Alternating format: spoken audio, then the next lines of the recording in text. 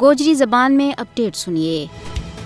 بھارت کے زیر تسلط جموں کشمیر دنیا کو وہ واحد علاقہ ہے جت کا عوام 7 دہائیاں تو بھارت کی غلامی میں زندگی کا اوکھا تیڑا گزاریا ہے۔ حالانکہ کشمیریوں کو حق کی خود ارادیت عالمی سطح پر تسلیم شدہ ہے۔ اقوام متحدہ کی پاس شدہ قرارداد کشمیری عوام نہ حق کی خود ارادیت دینے کی ضمانت فراہم کریں۔ کشمیری عوام نے کدے بھی بھارتی غلامی پر قناعت نہیں کی، بلکہ ہر دور کے اندر اپنی پاک جد و جہد جاری و ساری رکھی ہے اور آج بھی وہ اپنا مقدس موقف پر قائم و دائم ہے۔ کشمیری عوام بھارتی قبضہ نہ مسترد کرے۔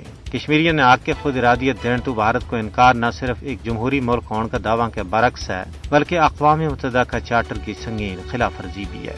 ہندوستان قانونی طور پر جموں کشمیر کا لوگوں کا حق کی خود ارادیت نہ تسلیم کرنے کو پابند ہے۔ پاکستان یقیناً کشمیری عوام کو پشت باندھ ہے۔ اس نے ہمیشہ کشمیری عوام کا حق کی خود ارادیت کی حمایت کی ہے۔ کشمیریوں کا حق کی خود ارادیت کی کوکنا بھارت ظلم و بربریت کے نال کسی بھی صورت میں چپ نہیں کرا سکتا ہے۔